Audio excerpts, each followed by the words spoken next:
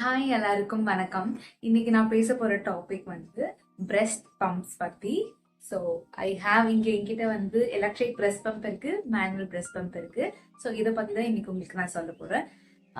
என்ன திடீர்னு breast pump பத்தி என்ன சொல்ல போறேன், எனக்கு என்ன எக்ஸ்பீரியன்ஸ் இருக்கு அப்படின்னு கேட்டீங்கன்னா, I am a new breast feeding mom. 2.5 months like 2.75 months சொல்லலாம். 2.75 months என்னோட பேபிக்கு நான் பிரஸ்ட் ஃபீட் பண்ணிட்டு இருக்கேன். ஸோ அந்த எக்ஸ்பீரியன்ஸ் வச்சு இன்னொரு நியூ மாம்க்கு ஹெல்ப்ஃபுல்லா இருக்கிற வகையில இந்த பிரஸ்ட் பம்ப்ல என்ன யூஸ் இருக்கு, யூஸ் பண்ணலாமா வேணாமா, மேனுவல் யூஸ் பண்ணணுமா இல்ல எலக்ட்ரிக் யூஸ் பண்ணலாமா, என்ன யூஸ் பண்ணலாம் அப்படிங்கறத இந்த வீடியோ பார்த்து தெரிஞ்சுக்கலாம். ஸோ எதுக்கு நான் பிரஸ்ட் பம்ப் யூஸ் பண்ண ஆரம்பித்தேன் அப்படிங்கிற ஸ்டோரியை ஷார்ட்டாக சொல்லிடுறேன். என்னோட பேபி வந்து இப்போ 2.75 months ஓல்டு. ஃபர்ஸ்ட் டெலிவரி ஆனதுக்கு அப்புறமா ஒரு 2 hours பிரஸ்ட் ஃபீடிங் ஸ்டார்ட் பண்ண சொல்லி இனிஷியேட் பண்ண சொல்லி என்கிட்ட கொண்டு வந்து கொடுத்துட்டாங்க. பேபி நல்லா சக் பண்ண ஸ்டார்ட் பண்ணிட்டாங்க. ஸோ பிரஸ்ட் ஃபீடிங் ஸ்மூத்தாக ஸ்டார்ட் ஆயாச்சு. இப்படியே ஃபர்ஸ்ட் டே நல்லா யூரின் போனாங்க, மோஷன் போனாங்க, நல்லா ஆக்டிவா இருந்தாங்க. ஃபர்ஸ்ட் டே இப்படியே போயிடுச்சு. செகண்ட் டேவும் நல்லா இருந்தாங்க மார்னிங் வரையும். ஒரு ஆஃப்டர்நூன் அது ஆக ஆக என்ன ஆச்சு அப்படின்னா, மெல்ல மெல்ல அவங்க ஆக்டிவா இருக்கிறதே குறைஞ்சிருச்சு. நானும் தூங்கிட்டு இருக்க குழந்தைய எழுப்பி எழுப்பி பால் கொடுக்க ட்ரை பண்றேன், எழுந்துக்கவே இல்லை. ஒரு 4 hours ஒன்ஸ் அப்படிதான் எழுந்துக்கிட்டாங்க. ஃபீடும் அவ்வளவா எடுத்துக்கவே இல்லை. ஸோ யூரினும் சுத்தமா வரவே இல்லை. நெக்ஸ்ட் டே மார்னிங் பீடியாட்ரிஷியன் கிட்ட காமிக்கிறப்போ ரொம்பவே வந்து சோர்ந்து போயிட்டாங்க. சரி அப்படின்னு சொல்லிட்டு அவர் வந்து ஐசியூல அட்மிட் பண்ணிக்கலாம் அப்படின்னு அட்மிட் பண்ணியாச்சு பேபிய. எனக்கு அப்பவே வந்து ரொம்ப டவுன் ஆயிட்டேன். நான் அப்பவே ரொம்ப ஹெவி ஆயிடுச்சு ஹார்ட்லாம். ஐயோ, நம்ம குழந்தை பிறந்து 1 day கூட ஆகல, அதுக்குள்ள ஐசியூல அட்மிட் பண்ண வேணுமா அப்படின்னு சொல்லிட்டு ரொம்பவே வந்து அந்த டைம் டவுன் ஆயிட்டேன். அதுக்கப்புறம் என்ன ரீசன்னால இப்படி டவுன் ஆயிட்டாங்க அப்படின்னு பார்த்தீங்கன்னா, அப்போ ஐசியூல வச்சு ஃபார்முலா ஃபீட் கொடுத்த உடனே நல்லா ஆக்டிவ் ஆயிட்டாங்க. ஒரு ஃபீட்லேயே நல்லா ஆக்டிவ் ஆயிட்டாங்க. ஸோ என்ன பிரச்சனை அப்படின்னா, எனக்கு வந்து இன்சஃபிஷியன்ட் ஃபீட்ஸ், அவங்களுக்கு போதுமான பேபிக்கு தேவையான ஃபீட் வந்து என்னால கொடுக்க முடியல அப்படிங்கிறது தான் வந்து ரீசன் அப்படின்னு சொல்லிட்டாங்க. ஸோ அது இன்னுமே வந்து ரொம்ப சேட் ஆக்கிடுச்சு. என்னடா நம்மளால குழந்தைக்கு வந்து சரியா பால் கொடுக்க முடியல, நம்மளால குழந்தை வந்து சஃபர் பண்ணுது அப்படிங்கிற மாதிரி நான் ரொம்பவே டவுன் ஆயிட்டேன். ரொம்ப டவுன் ஆயிட்டதுனால என்ன சொன்னாங்கன்னா, நாங்க ஐசியூல வச்சிருந்தாலும் குழந்தைக்கு நீங்க பம்ப் பண்ணி தாங்க உங்க மில்க், அதை வந்து நாங்க கொடுக்குறோம் அப்படின்னு சொன்னாங்க. நான் எவ்வளோன்னு கேட்டேன். மினிமம் 35 to 40 ml ஒரு ஃபீட் வந்து வேணும் அப்படின்னு வந்து சொன்னாங்க. பட் அது அப்பதான் வந்து ஃபர்ஸ்ட் டைம் நான் வந்து பம்ப் பண்ணணும் அப்படிங்கிற ஒரு சுச்சுவேஷன், ஒரு நீட் வந்து அரைஸ் ஆகுது. ஸோ அதுக்காக வேண்டி இமீடியட்டா வேணும் அப்படிங்கிறதுனால ஹாஸ்பிட்டலுக்கு பக்கத்துல இருக்கிற ஒரு சின்ன ஸ்டோர்ல ஒரு பம்ப் வாங்கினேன். ஸோ அங்க வந்து எலக்ட்ரிக் பம்ப் எதுவும் அவைலபிளா இல்லை, மேனுவல் பம்ப் தான் அவைலபிளா இருந்தது. என்ன அவைலபிளா இருக்கும், இமீடியட்டா தேவை இருக்கு அப்படிங்கிறதுனால நான் மேனுவல் பம்பே வந்து வாங்கிக்கிட்டேன். ஸோ அங்க என்ன பிராண்ட் இருந்ததோ அந்த பிராண்ட், லோக்கல் பிராண்டே வந்து வாங்கி யூஸ் பண்ண ஆரம்பிச்சேன். நான் பம்ப் பண்றேன். இனிஷியல் ஃபர்ஸ்ட் டே பம்ப் பண்ணும்போது எனக்கு வந்து பெருசா வரவே இல்லை. ஒரு 15 ml அவ்வளவுதான் வந்துச்சு. ஸோ அது என்னை இன்னுமே டவுன் ஆகிடுச்சு. என்னன்னா, நமக்கு வந்து வரவே இல்லையே, ஆல்ரெடி வந்து பேபி வந்து ஐசியூல இருக்கு, நமக்கும் சரியா வரலையே இப்படின்னு சொல்லி ரொம்ப கஷ்டமா இருந்தது. அதுக்கப்புறம் டாக்டர் சொன்னாங்க, இல்ல நீங்க பம்ப் பண்ண இன்னும் ஜாஸ்தியா தான் வரும். இப்போ 2 days தானே ஆகுது, பொறுமையா இருங்க, கண்டிப்பா வரும் அப்படின்னு சொல்லிட்டாங்க. சரின்னு சொல்லி கொஞ்ச நாள்ல கொஞ்சம் ஒரு 2 days வந்து பேபி ஐசியூலயே வச்சிருந்து ஃபீட்ஸ் எல்லாம் நல்லா எடுக்க ஸ்டார்ட் பண்ணதுக்கு அப்புறமா திரும்ப வந்து என்கிட்ட கொடுத்துட்டாங்க. பேபி ஐசியூல போயிட்டு ஆல்ரெடி அப்படிங்கறதுனால அந்த நீட் தேவைப்பட்டது. அந்த டைம்ல வந்து கண்டிப்பா பம்ப் பண்ணி தான் கொடுக்கணும் அப்படிங்கிற மாதிரி ஒரு நீட் இருந்ததுனால நான் வந்து அந்த பிரஸ்ட் பம்ப் வந்து வாங்கினேன். அதுக்கப்புறம் இப்படி வந்து பேபி ஐசியூ போயிட்டு வந்ததுனால அந்த ஒரு இனிஷியலா ஃபர்ஸ்ட் டைம் ஃபீட் பண்ற மாம், ஃபர்ஸ்ட் டைம் ஒரு நியூ மாமா இருக்கிறதுனால எனக்கு வந்து அந்த பதட்டம் இருந்துட்டே இருந்துச்சு. நமக்கு பேபிக்கு வந்து நம்ம கொடுக்குற ஃபீட்லாம் வந்து போதுமா போதுமா, இது இன்னும் தேவைப்படுமா அப்படிங்கிற மாதிரியே வந்து ஒரு பதட்டத்திலேயே இருப்பாங்கல்ல. ஸோ அந்த பதட்டம் இருந்துட்டே இருந்துச்சு. இந்த மாதிரி ஒரு பதட்டத்திலே இருக்கிறதுனால என்ன பண்ணுவோம், நம்ம ஆப்வியஸா சரி பம்ப் பண்ணியே கொடுத்துடலாம். ஸோ அப்பனா வந்து 35 ml 40 ml நமக்கு வந்துடுச்சு அப்படின்னா வந்து அதை கரெக்டா ஃபீட் பண்ணிடுவோம். பேபியா எடுத்துக்கும் போது எவ்வளவு ஃபீட் பண்றாங்கன்னே நமக்கு தெரியாது. அப்படிங்கிறதுனால மறுபடியும் ஐசியூக்கு எதுவும் போயிடக்கூடாது, ஹாஸ்பிட்டல் எதுவும் அட்மிஷன் ஆயிடக்கூடாது அப்படிங்கிறதுக்காகவே நான் வந்து தொடர்ந்து பம்ப் பண்ணி கொடுக்க ஆரம்பிச்சிட்டேன் ஒரு பயத்தினால. ஒரு 5 மினிட்ஸ் தான் வந்து என்கிட்ட வந்து ஃபீட் பண்ண வைப்பேன். அவன் ஃபீட் பண்ணி முடிச்சதுக்கு அப்புறமும் நான் வந்து ஒரு பாட்டில்ல எவ்வளோ நமக்கு ஃபீடு வந்து குடுக்கணும் அப்படிங்கிறமோ 35 to 40 ml மறுபடியும் பம்ப் பண்ணி தான் வந்து நான் குடுத்துட்டு இருந்தேன். ஸோ இப்படி எனக்கு பம்போட நீர் வந்து தொடர்ந்து தேவையா இருந்துட்டே இருந்தது. தொடர்ந்து ஒரு பம்ப் பண்ண வேண்டியதாவே ஒரு சிச்சுவேஷன் வந்து வந்துட்டே இருந்தது. அது என்னோட பதட்டத்தினாலும் ஒண்ணு, பேபி இப்படி அட்மிட் ஆயிட்டாங்களே அப்படிங்கிறதுனாலும் ஒண்ணு இருந்தது. வந்து 2 வீக்ஸ் 3 வீக்ஸ் கிராஸ் ஆயிடுச்சு. 3rd வீக்ல இருந்து என்ன ஸ்டார்ட் பண்ணிட்டான்னா, பேபி வந்து என்கிட்ட கொஞ்சம் கொஞ்சம் சக் பண்ணிட்டு இருந்தா. பட் 4th வீக்ல இருந்து கம்ப்ளீட்டா ஸ்டாப் பண்ணிட்டா. ஏன்னா பாட்டில்ல நான் பம்ப் பண்ணி கொடுக்கறதுனால பாட்டிலுக்கு நல்லா அடாப்ட் ஆயிட்டேன். என்கிட்ட வந்து வரவே இல்லை. ஸோ நான் ரொம்ப பயந்துட்டேன். நிறைய பீடியாட்ரிஷியன் அப்ப பார்த்தேன். அப்போ ப்ராப்ளமே சால்வ் ஆகல. லாஸ்டா வந்து லாக்டேஷன் கன்சல்டன்ட் ஒருத்தங்களை பார்த்தேன். அப்புறம் பார்த்ததுக்கப்புறம் தான் என்ன ரியல் ப்ராப்ளம் அப்படின்னு தெரிய வந்துச்சு. என்ன ரியல் ப்ராப்ளம்னா, என்கிட்ட ஏன் வரலன்னா, என்கிட்ட வர்றப்போ வந்து ஃப்ளோ, அவனுக்கு வந்து அந்த ஃப்ளோவும் ஸ்பீடும் வந்து அதிகமா வருது. மில்க் வர்ற ஸ்பீடும் ஃப்ளோவும் அதிகமா வர்றதுனால அவனால டாலரேட் பண்ண முடியல. என் பேபியா டாலரேட் பண்ண முடியல. லைக் ஒரு 3rd வீக்ல 2 வீக்ஸ் 3 வீக்ஸ் பேபிங்கிறதுனால சரியா வந்து டாலரேட் பண்ணி ஸ்வாலோ பண்ண தெரியல அவ்வளோ ஃப்ளோவை. ஸோ அதுதான் வந்து மெயின் ப்ராப்ளம். ஸோ என்கிட்ட பயந்துட்டு வரவே இல்லாம பாட்டில்லே வந்து ப்ரிப்பேர் பண்ணிட்டு இருந்தான். அவங்க ஒரு 2 to 3 டெக்னிக்ஸ் வந்து டீச் பண்ணாங்க. இப்படி வந்து ஃப்ளோ ஹையா வருது, ஃபாஸ்ட் லெட் டவுன் இருக்கு அப்படிங்கிற போது நீங்க என்ன பண்ணலாம் அப்படின்னா, இனிஷியலா வர மில்கை வந்து பம்ப் பண்ணி ஒரு 2 to 3 மினிட்ஸ் ஃபர்ஸ்ட் ஒரு 3 மினிட்ஸ் நீங்க பம்ப் பண்ணிட்டு அதுக்கப்புறம் வந்து நீங்க உங்க பேபிக்கு வந்து ஆஃபர் பண்ணீங்க அப்படின்னா அவங்கள கண்டிப்பா பேபி வந்து குடிப்பாங்க அப்படின்னு சொன்னாங்க.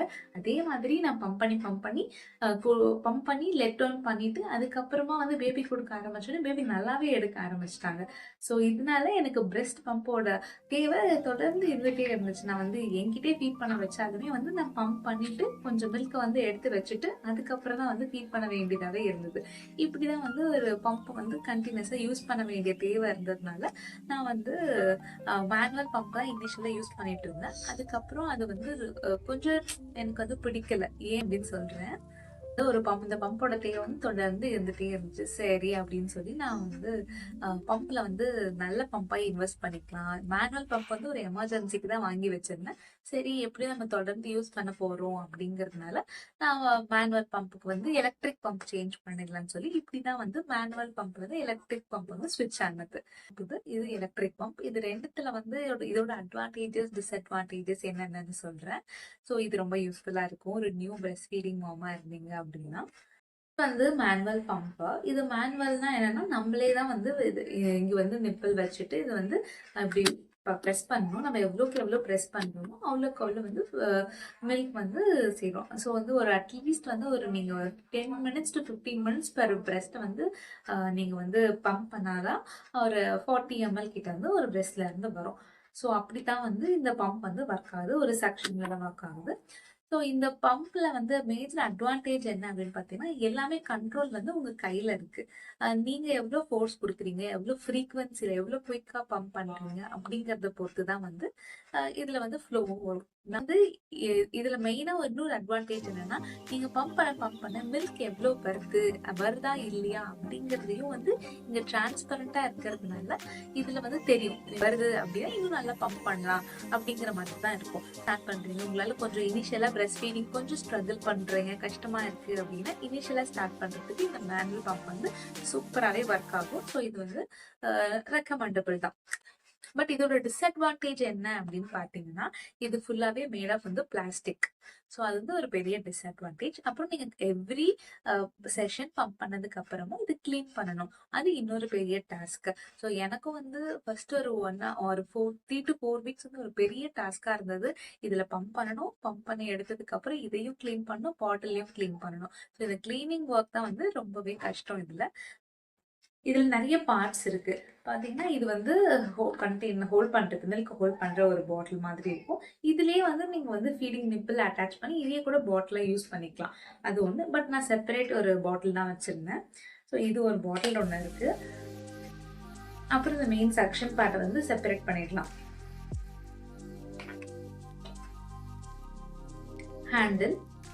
ஹேண்டிலுக்கு அப்புறமா இந்த செக்ஷன் பார்ட்ல வந்து இது மாதிரி ஒரு கேப் இருக்கு.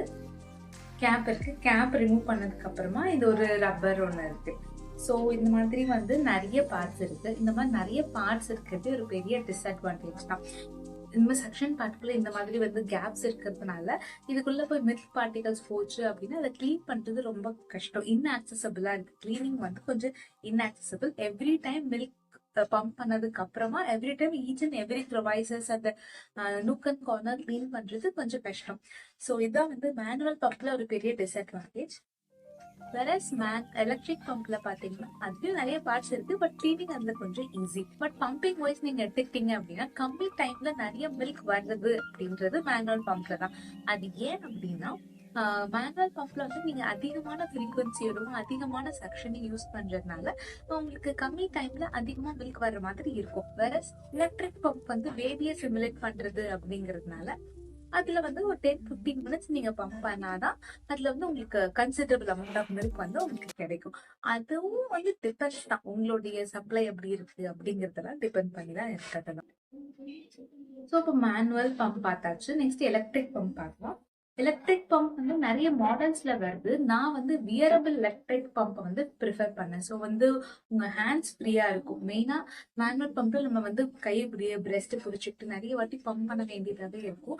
வேற எலக்ட்ரிக் பம்ப்ல ஹேண்ட்ஸ் ஃப்ரீ. நீங்க வந்து ஜஸ்ட் வந்து வியர் பண்ணிக்கிட்டா போதும். வியர் பண்ணி நீங்க வந்து மோட் வந்து செட் பண்ணிட்டீங்க அப்படின்னா உங்களுக்கு வந்து பம்பிங் வந்து தானே நடந்துட்டு இருக்கும். ஸோ இது என்ன பார்ட்ஸ் இருக்கு அப்படின்னு பார்த்தோம்னா இது வந்து மோட்டர். இது ஒரு ஹார்ட் ஷேப்டு மோட்டர். இப்படி ஸ்லைட் பண்ணி இதை வந்து ரிமூவ் பண்ணிக்கலாம். இதுதான் வந்து இந்த செக்ஷன் கப். அண்ட் இன்னொரு பாயிண்ட் என்ன மேனுவல் கப்ல இருந்து, இது வந்து மேனுவல் பம்ப்ல வந்து இந்த இடம் வந்து ஃபிக்ஸ்டு. ஸோ வந்து இந்த இடத்துக்குள்ளதான் நிப்பல் வந்து ஃபிக்ஸ் பண்ணணும். இது வந்து ஸ்டாண்டர்டா தான் வருது. ஸோ வந்து டிஃப்ரெண்ட் சைசஸ்க்கு ஏற்ற மாதிரி இது வந்து கஸ்டமைஸ்டா வரல. ஸோ வந்து சின்னதா இருந்துச்சு அப்படின்னா எஃபிஷியன்டா வந்து அந்த செக்ஷன் வந்து வச்சு பம்ப் பண்ண முடியாது. பெருசா இருந்துச்சு அப்படின்னா, சைஸ் பெருசா இருந்தது அப்படின்னா உங்களுக்கு வந்து பெயின் வர்றதுக்கான சான்சஸ் எல்லாம் இருக்கு. ஸோ அந்த மாதிரி அது ஒரு டிஸ்அட்வான்டேஜா இருக்கு. இது வந்து கஸ்டமைஸ்டா ஒரு சைஸுக்கு ஏற்ற மாதிரி வந்து அட்ஜஸ்ட் பண்ணிக்கிற மாதிரி இது இல்லை. வேற இதுல வந்து பாத்தீங்கன்னா இந்த சைஸுக்கு ஏற்ற மாதிரி அட்ஜஸ்ட் பண்ணிக்கிறதுக்கும் இன்சர்ட்ஸும் கொடுக்குறாங்க. ஸோ இது வந்து ஸ்டாண்டர்டா 24 mm அந்த ரவுண்ட் கப், 19 mm 21 mm அந்த மாதிரி 2 இன்சர்ட்டும் கொடுக்குறாங்க. அது இன்சர்ட் பண்ணிட்டீங்கன்னா அந்த சைஸுக்கு ஏற்ற மாதிரி நம்ம அது வந்து பம்ப் பண்றதுக்கு ஈஸியா இருக்கும். இது எல்லாமே வந்து இதோட அட்வான்டேஜ் என்னன்னா இது வந்து சிலிகானால மேல இருக்கும். ஸோ இந்த சிலிகான் ரப்பர் இதுல பார்ட்ஸ் கம்மி தான். ஸோ இந்த சிலிகான் ரப்பர் இந்த செக்ஷன் பார்ட் இருக்கு. ஹோல்ட் பண்றதுக்கு ஒரு கப் இருக்கு. இந்த கப்லயே வந்து மார்க்கிங்ஸ் எல்லாமும் வந்து கொடுத்துருக்காங்க. இந்த செக்ஷன் பார்ட்ல வந்து பெருசா வந்து நிறைய பார்ட்ஸ் கிடையாது. இந்த ஹோல்ட் பண்ற இந்த பார்ட்டும், அப்புறம் இங்க ஒரு ரப்பர், இது ஒரு ரப்பர், அவ்வளவுதான். இருக்கிறதுனால இதை நம்ம வந்து சார்ஜ் பண்ணிக்கணும். அப்பப்போ சார்ஜ் வந்து டக்குன்னு தீந்துராது.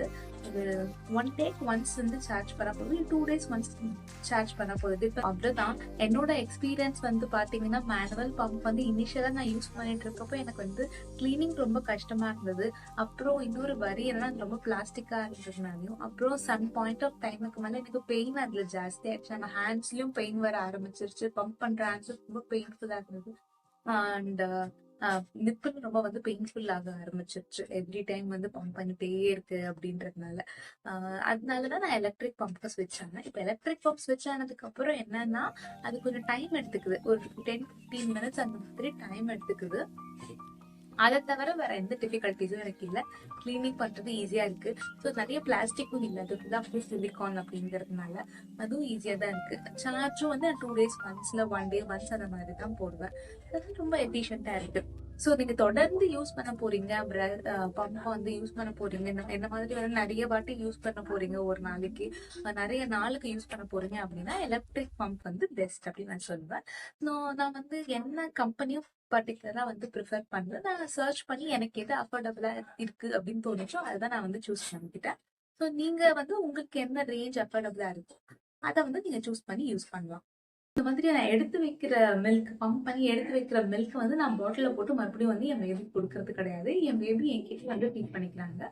அந்த மில்கை வந்து நான் என்ன பண்றேன் அப்படின்னா டொனேட் பண்றேன். ஸோ வந்து இந்த அமிர்தம் ஃபவுண்டேஷன் அப்படிங்கிற ஒரு ஆன்லைன் ஒரு என்ஜிஓ குரூப் மூலமா நான் கலெக்ட் பண்ற மில்க் எல்லாமே வந்து ஜிஹெச்சுக்கு வந்து டொனேட் பண்ணிடுறேன், இங்க இருக்க ஜிஹெச்சுக்கு. ஸோ அந்த வகையில நம்ம பிரஸ்ட் மில்க்கும் வேஸ்ட் ஆகாம இருக்கு. அது எனக்கு அவங்க ரொம்ப ஹெல்ப்ஃபுல்லா இருக்காங்க இது டொனேட் பண்றதுக்கு. ஸோ நீங்களும் ஒரு நியூ பிரஸ்ட் ஃபீடிங் மாமா இருக்கீங்க, உங்களுக்கு வந்து நிறைய டவுட்ஸ் இருக்கு இந்த மேனுவல் பம்ப் பத்தி இல்ல எலக்ட்ரிக் பம்ப் பத்தி அப்படின்னா, இந்த வீடியோல ஓரளவுக்கு கொஞ்சம் சில டவுட்ஸ் எல்லாம் உங்களுக்கு கிளியர் ஆயிருக்கும்னு நினைக்கிறேன். ஸோ நெக்ஸ்ட் வீடியோல வேற ஒரு இன்ஃபர்மேஷன் உங்களுக்கு கூட ஷேர் பண்ணிக்கிறேன். தேங்க்யூ ஃபார் வாட்சிங் this video this for. Thank you so much.